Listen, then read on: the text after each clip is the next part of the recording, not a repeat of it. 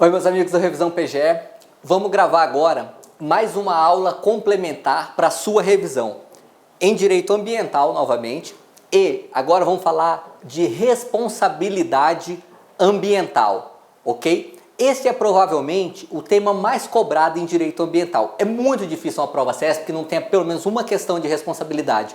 Por quê? Porque esse tema ele é muito jurisprudencial. A gente tem pelo menos uns 10 julgados importantes para analisar. E como todo mundo sabe, CESP cobra muito informativo, muito julgado, então esse tema aqui é bastante relevante. Vamos começar pela Constituição. Onde é que está o fundamento da responsabilidade ambiental? Está no parágrafo 3º do artigo 225. Olha só. As condutas e atividades de quem? Das pessoas físicas ou jurídicas, ok? Já vamos começar aqui. Pessoa física ou jurídica tem responsabilidade ambiental. Em quais esferas? Nas 3. Penal, administrativa e, quando ele fala reparar danos, ele está falando de que responsabilidade? Responsabilidade civil, ok? Então você já fica bem atento nesse primeiro detalhe. A responsabilidade civil ambiental, ela também se traduz como a responsabilidade de reparar os danos ambientais causados, ok? Essas 3 responsabilidades, se você tiver que memorizar só uma coisa sobre cada uma dessas 3 responsabilidades, você vai memorizar isso aqui, ó. A responsabilidade civil aplica a teoria do risco integral. A responsabilidade administrativa aplica a teoria do risco criado, objetiva. E a responsabilidade penal, não há necessidade de dupla imputação. O que é isso? A gente pode ter responsabilidade penal da pessoa jurídica sem que as pessoas físicas sejam também responsabilizadas penalmente. E o contrário, a gente também pode ter responsabilidade só da pessoa física sem punir a pessoa jurídica, ok? O STJ não entendia assim. Ele mudou de posicionamento em 2015, já foi cobrado pelo CESP e é bem legal estar atento a isso. A gente vai ver com mais detalhes daqui a pouco. Focando aqui, ó, responsabilidade civil e administrativa. Aqui é onde a ampla maioria das pessoas que estão começando a estudar direito ambiental, elas se confundem. Por quê? Porque elas vão pegar um julgado do STJ que vai falar que a responsabilidade por dano ambiental ela é integral, ou seja, ela não admite excludentes de responsabilidade. Mas, se ele estudar um pouquinho mais, ele vai ver que em várias situações existem sim excludentes de responsabilidade. Ele fala, ué, mas espera aí, aplica ou não aplica essa decisão do STJ? Aplica, mas aplica na esfera da responsabilidade civil. A responsabilidade administrativa, ela é teoria objetiva, mas ela não é risco integral. Ou seja, na responsabilidade administrativa, cabe sim excludentes de ilicitude. Quer ver? Olha um exemplo. Imagina um determinado fazendeiro que tem sua propriedade invadida pelo movimento do sem terra. E esse movimento eventualmente causa algum dano ambiental, ok? Nessa situação a gente tem o quê? Fato de terceiro. Fato de terceiro é um excludente de ilicitude? É sim. Então, esse fazendeiro, ele vai ter responsabilidade administrativa? Ele vai pagar multa por esses danos? A princípio não. Por quê? Porque apesar da responsabilidade ser objetiva, a gente não tem que ver se ele tem culpa ou não, mas ele vai alegar essa excludente. Já a responsabilidade civil, ele vai ser obrigado a reparar o dano? Vai. Ah, mas não foi ele que causou o dano, mas ele é o dono da propriedade. Ele vai ter que reparar. Isso é risco integral, ok? A gente vai ver com mais detalhes daqui a pouco o caráter próprio terreno do dano ambiental, da responsabilização pelo dano ambiental. Vamos lá, vamos começar pela responsabilidade penal.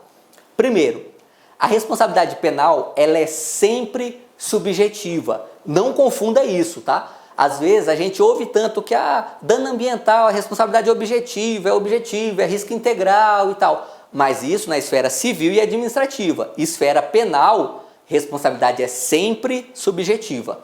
E as pessoas jurídicas, elas também respondem por crimes ambientais. Essa é a parte mais interessante da responsabilidade penal ambiental.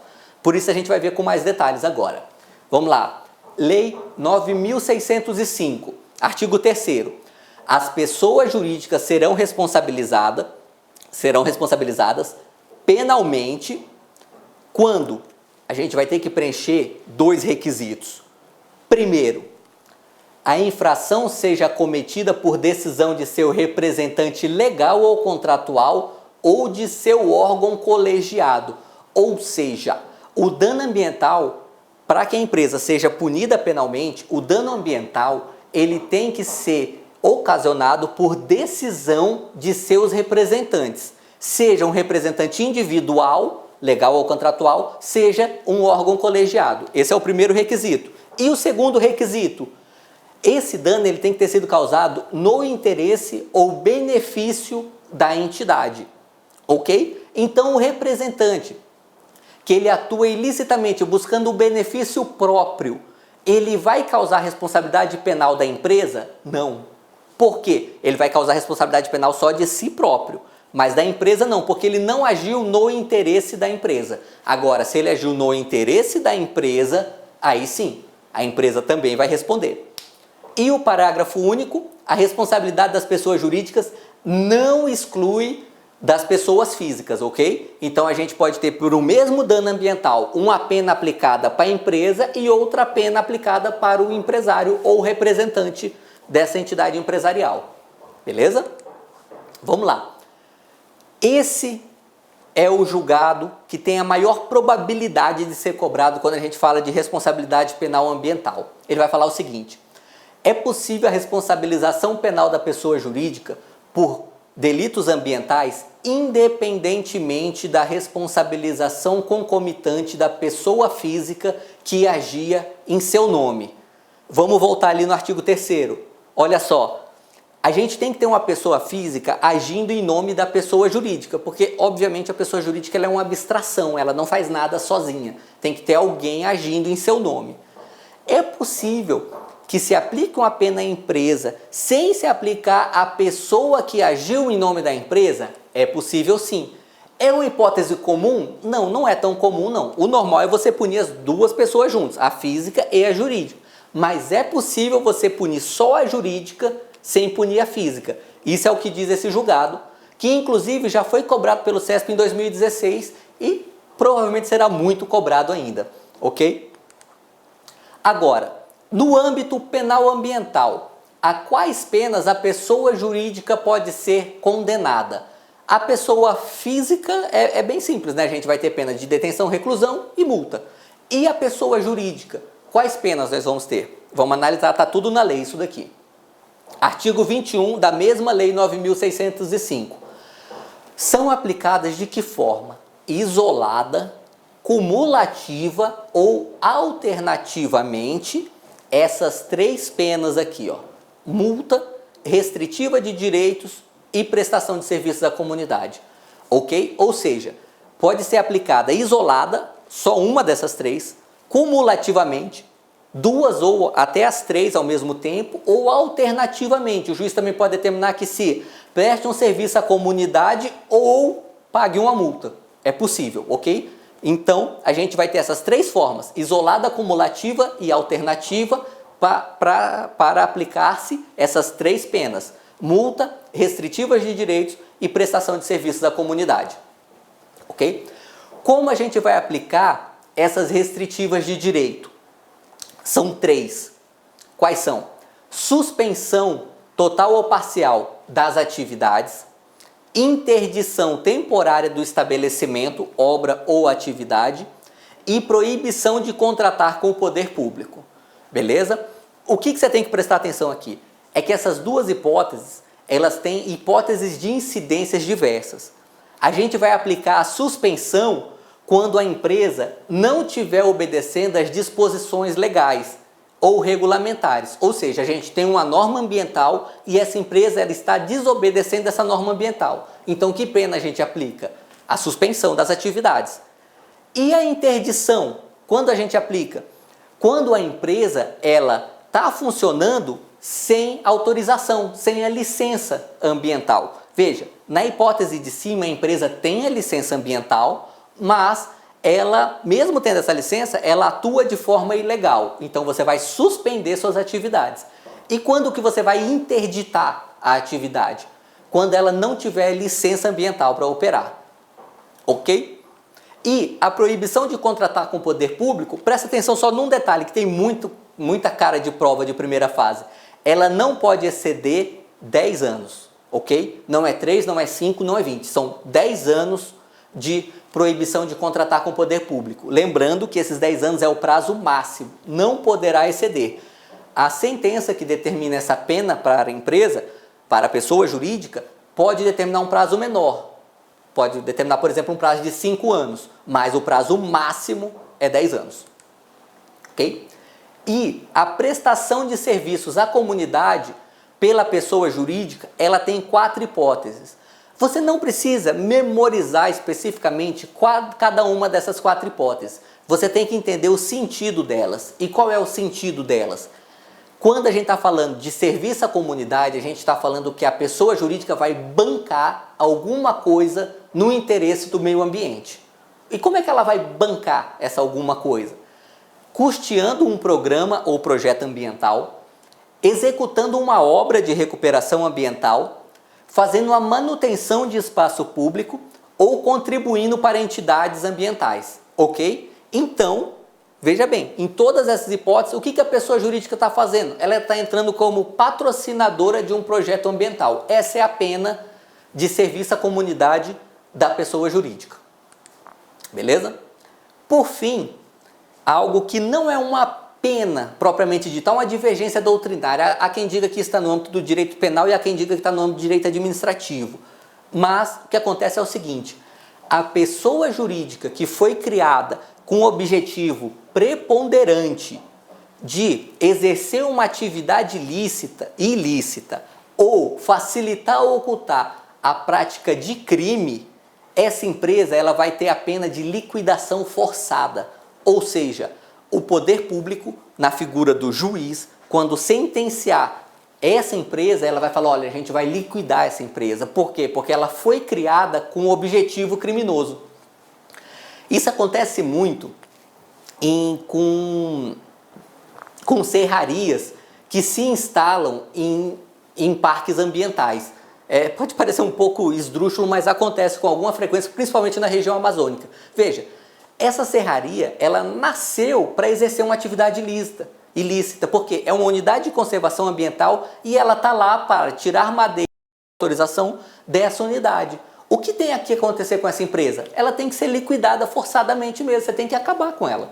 Você tem que vender os bens que ela tem e acabar com a pessoa jurídica. Não tem salvação para essa empresa que nasceu para cometer crime ambiental. Diferente da empresa que ocasionalmente comete um crime ambiental.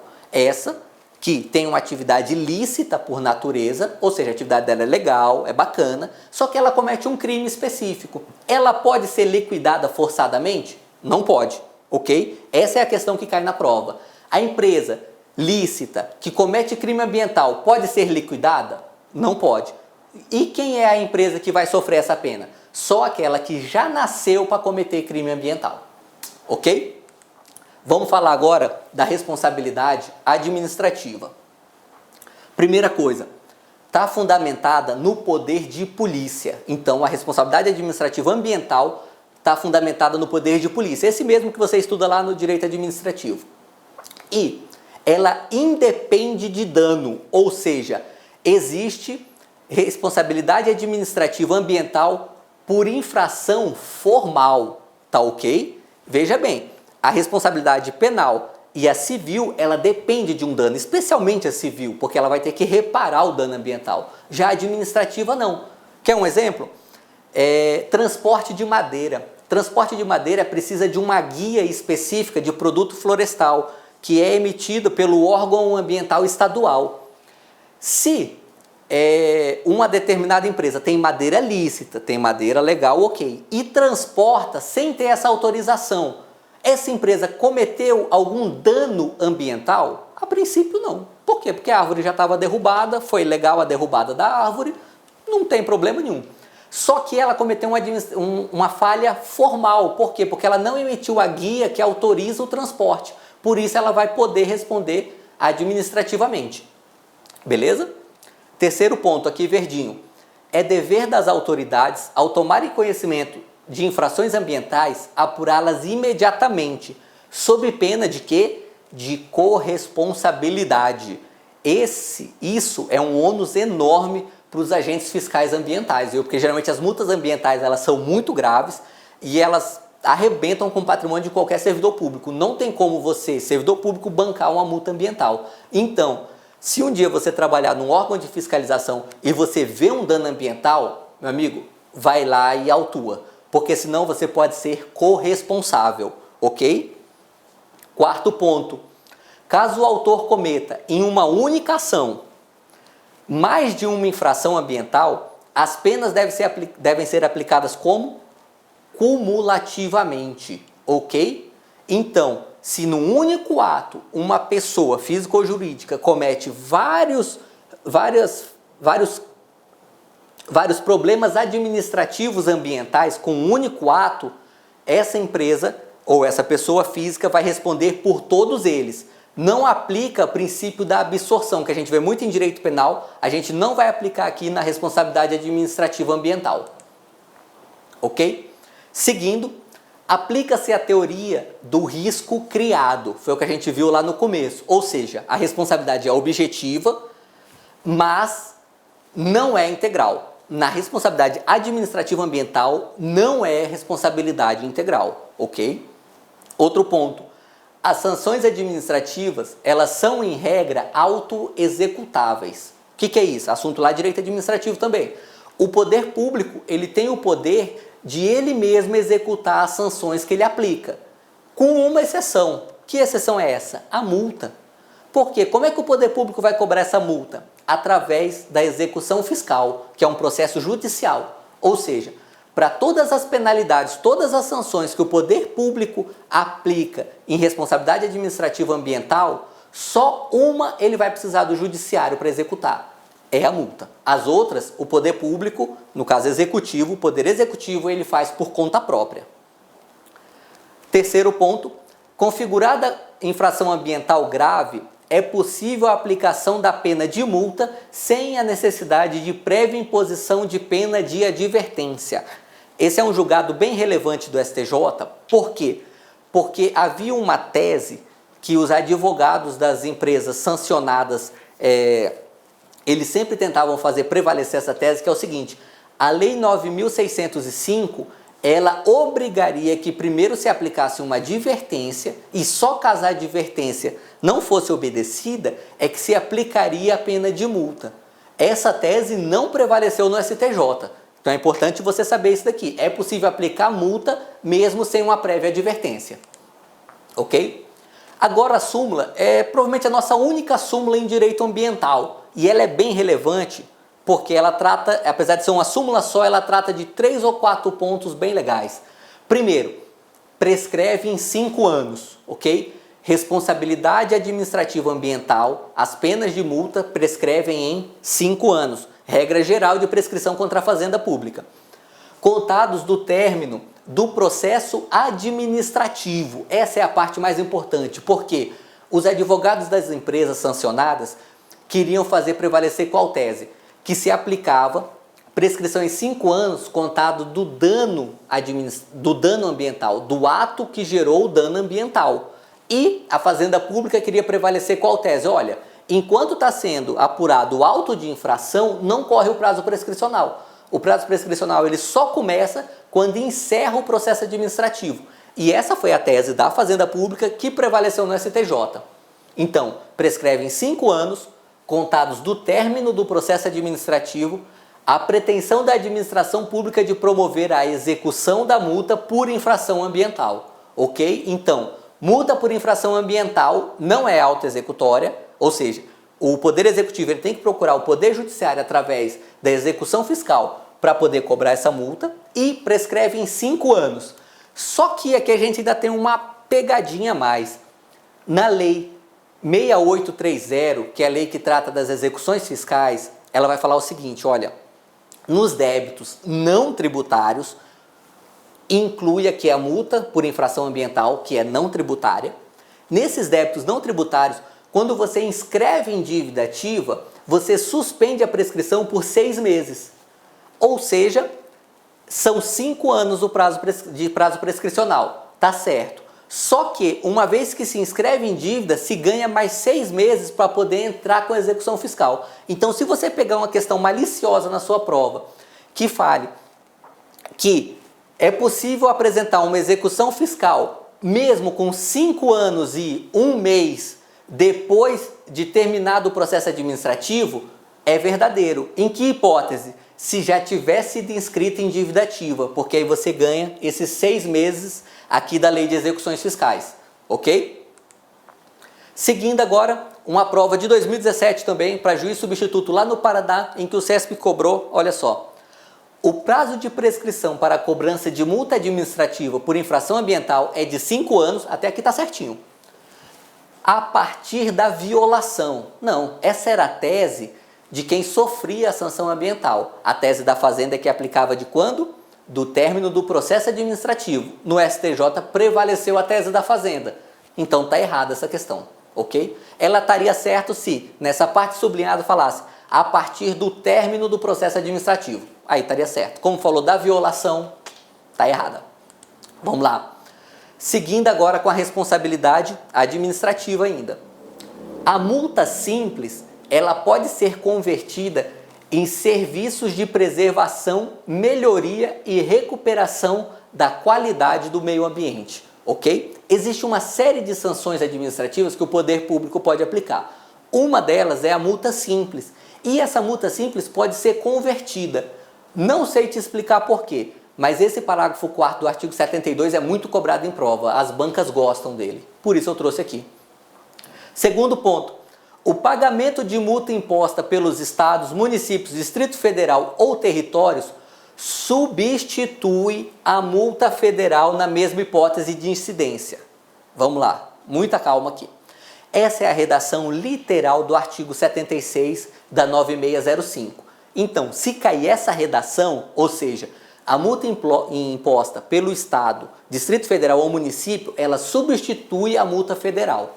Se cair desse jeito, tá certo, você pode marcar certo. Mas a gente vai ter uma outra lei que trata de uma hipótese que é semelhante a essa e que vai gerar uma certa contradição. A Lei Complementar 140, que a gente vai ver mais em detalhes em outra aula, essa Lei Complementar 140, ela trata da distribuição das tarefas administrativas de preservação do meio ambiente. E no artigo 17, vai falar o seguinte: compete ao órgão responsável pelo licenciamento ou autorização, conforme o caso de um empreendimento ou atividade, lavrar auto de infração ambiental. Então, olha só, se tem uma determinada atividade e essa atividade foi autorizada pelo IBAMA, que é um órgão federal, é o IBAMA quem deve autuar essa atividade, ok? Mas olha lá o parágrafo 3º. O disposto no caput desse artigo não impede o exercício pelos entes federativos da atribuição comum de fiscalização da conformidade de empreendimentos e atividades efetiva ou potencialmente poluidores ou utilizadores de recursos naturais com a legislação ambiental em vigor. Agora, a parte mais importante, sublinhadinho em verde aqui. Prevalecendo o auto de infração ambiental lavrado por órgão que detém a atribuição de licenciamento ou autorização. Aqui se refere o caput. Olha só, um pouquinho de calma aqui. Uma determinada empresa, ela comete um dano ambiental e ela pode ser sancionada administrativamente, ok? Tá bom. Essa empresa, ela teve o seu licenciamento ambiental feito pelo órgão federal, tá certo? Agora, o fiscal de meio ambiente estadual, ele viu essa infração e falou: vou fazer o auto de infração, porque senão eu vou ser corresponsável, como a gente viu no slide lá atrás. E ele autua essa empresa. Essa autuação estadual de uma empresa que tem licenciamento federal, essa autuação é válida? Ela é válida sim. E se essa autuação gera uma multa, a empresa vai ter que pagar essa multa? Tem que pagar essa multa sim. Agora, se o órgão federal também autuar essa mesma empresa por esse mesmo dano, aí vai prevalecer o auto de infração federal. Por quê? Porque foi a União quem fez o licenciamento ambiental nessa hipótese que eu estou lhe falando, beleza? Então, essa é a regra aqui do artigo 17 caput e parágrafo 3º, ou seja, quem tem que fazer o auto de infração é quem emitiu a licença. Agora, se um outro ente vê o dano, ele também faz auto de infração, só que esse auto de infração vai prevalecer se o ente licenciador não fizer nada. Se o ente licenciador fizer um auto de infração, é o auto de infração do ente licenciador que prevalece. Isso soa contraditório com esse artigo 76 da Lei 9605, porque a Lei 9605 vai falar que a multa dos estados sempre prevalece sobre a multa federal. E não é assim. Prevalece quando não é o órgão federal que fez o licenciamento, ok? Então a gente tem que fazer uma leitura conjunta do artigo 76 da 9605 com o artigo 17 da Lei Complementar 140. Beleza? Vencido esse assunto, vamos agora para a responsabilidade civil ambiental. Primeiro, depende de dano. Só tem responsabilidade civil se tem um dano, ok? Diferente da responsabilidade administrativa, que a gente viu que ela pode ser formal, não precisa de dano. Agora, a responsabilidade civil precisa ter um dano sim. E a gente precisa de ter um dano, um agente e um nexo de causalidade. É teoria do risco integral. Quando a gente fala teoria do risco integral, tem uma coisa só que você tem que saber. Não admite excludentes. Ou seja, não importa se é caso fortuito, se é força maior, se é culpa exclusiva da vítima. Nesse caso nem tem como, né? Porque você tem que falar que o meio ambiente, que é a vítima, é culpado. Mas enfim, também não vai caber. Fato exclusivo de terceiro. Enfim, nenhuma excludente é cabível quando a gente fala de risco integral. E os atos ilícitos, ele pode ensejar atos lícitos, me desculpe, ou seja, atos legais, atos válidos, eles também geram responsabilidade civil ambiental. Por quê? Força do princípio do poluidor pagador. Quem poluiu tem que arcar com esse custo, ainda que essa poluição seja lícita, ela tenha sido autorizada. Então a responsabilidade civil ela atua também sobre atos lícitos. E prioriza-se o ressarcimento in natura, ou seja, quem poluiu preferencialmente tem que despoluir. Ele só vai pagar uma indenização propriamente dita quando não for possível voltar atrás no dano causado. Beleza? A preferência é sempre que se limpe a sujeira e não que se pague pela sujeira. Quinto aspecto relevante é imprescritível. Calma lá. A gente acabou de analisar uma súmula que fala que prescreve em 5 anos.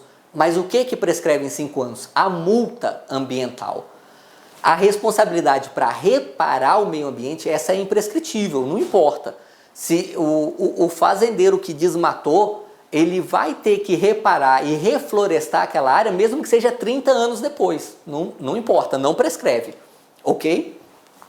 E, mais um aspecto relevante, admite-se o ressarcimento pelo dano moral coletivo ambiental. O STJ, até 2010, 2011, ele não aceitava dano moral coletivo ambiental. A partir de então passou a aceitar. Então hoje prevalece qual tese? Dano moral coletivo ambiental é possível sim. E a gente tem inclusive um julgado de 2014 que dá uma balizada nesse dano e é legal analisar. Ele vai falar o seguinte: o valor a ser arbitrado como dano moral não deverá incluir um caráter punitivo. Olha só, em outras esferas do direito, por exemplo, direito do consumidor, em vários aspectos do direito civil, o STJ tem muitos julgados falando que o dano moral ele tem um caráter punitivo. Então você pode aplicá-lo num valor alto justamente para punir o infrator e desincentivar aquela conduta, tendo um caráter pedagógico. No dano ambiental, não. O STJ entendeu que dano moral, em se tratando de meio ambiente, não tem caráter punitivo. Beleza? E não há que se falar em danos punitivos, com a expressão em inglês também, no caso de danos ambientais. Beleza? Vamos lá. Outro julgado interessante. a obrigação de recuperar a degradação ambiental é do titular da propriedade do imóvel, mesmo que não tenha contribuído para a deflagração do dano. Por quê? Porque tem natureza própria terreno, ou seja, acompanha a coisa. Você lembra lá no comecinho da aula que a gente falou na hipótese de uma fazenda que é invadida pelo movimento sem terra? Então, e a gente falou lá no começo, se esse movimento sem terra eventualmente causa um dano ambiental, o proprietário do imóvel, ele vai ter que reparar mesmo assim, mesmo não tendo sido ele que causou. Por quê? Porque o dano ambiental, ele é próprio terreno, ele acompanha a coisa. Se ele acompanha a coisa, não importa com quem está a propriedade naquele momento. Esse dono, no momento, é responsável por reparar o dano. Beleza? Agora, questão lá da PGM Fortaleza. De acordo com o entendimento do STJ, não se considera o novo proprietário de área degradada parte legítima para responder à ação por dano ambiental, independentemente da existência ou não de culpa. É claro que está errado. Por quê? A gente acabou de ver que é próprio terreno, acompanha a coisa. Então não importa se quem causou o dano é o dono antigo, é o dono novo, é alguém que já faleceu, enfim. Para fins de responsabilidade civil ambiental, se tem um dano na propriedade, esse dano vai ter que ser ressarcido. Não importa quem causou. Ok? Por isso está errada a questão da PGM Fortaleza. Mais uma jurisprudência importante para a gente analisar nesse assunto. A jurisprudência predominante do STJ é no sentido de que, em matéria de proteção ambiental, há responsabilidade civil do Estado quando a omissão de cumprimento adequado do seu dever de fiscalizar for determinante para a concretização ou o agravamento do dano causado pelo seu causador direto. Trata-se, todavia, de responsabilidade subsidiária. Olha só, o poder público, lá por força do artigo 225, ele é responsável por preservar o meio ambiente, tá bom? Se o poder público falha na fiscalização, ele pode ser responsabilizado por reparar o meio ambiente? Pode sim. Mas como? Apenas em caráter subsidiário. Porque, olha só, o dano ambiental, ele afeta toda a coletividade. O Estado é a pessoa jurídica que, em certa medida, representa essa coletividade. Se você falar que é o Estado que tem que reparar o meio ambiente, você está colocando para a vítima, que é a coletividade, o ônus de preservar aquilo que foi degradado por terceiro. Então você está colocando a responsabilidade sobre a vítima e não sobre o causador. Por isso que essa responsabilidade ela é só subsidiária, tá bom? Então, quem que é o responsável direto? É quem causou o dano ambiental. Se esse cara que causou o dano ambiental, ele só conseguiu causar esse dano porque o Estado foi omisso, nessa hipótese o Estado vai ter responsabilidade subsidiária. Não confunda nunca com responsabilidade solidária, porque o dia que essa questão cair na sua prova CESP, eles vão, tenho certeza, eles vão colocar responsabilidade solidária. E aí você vai marcar muito errado, porque a responsabilidade é subsidiária. Beleza? Mais um julgado interessante de 2014. A responsabilidade por dano ambiental ela é objetiva, formada pela teoria do risco integral, descabida a invocação do quê? Das excludentes de responsabilidade civil. Esse é provavelmente o julgado mais importante no direito ambiental brasileiro em todos os tempos. Por quê? Porque ele fixa as balizas da responsabilidade civil ambiental. Ela fala que é risco integral. Até então, havia uma boa divergência doutrinária e jurisprudencial se essa responsabilidade admitiria excludentes ou não. Quando admite excludentes é responsabilidade objetiva. E quando não admite excludentes é responsabilidade objetiva pela teoria do risco integral. Foi o que o STJ entendeu. É risco integral, então não admite excludentes. Beleza, galera? Essa foi nossa aula de responsabilidade ambiental nas esferas penal, administrativa e civil. Provavelmente o assunto que mais é cobrado em provas de direito ambiental CESP. Valeu, fiquem com Deus.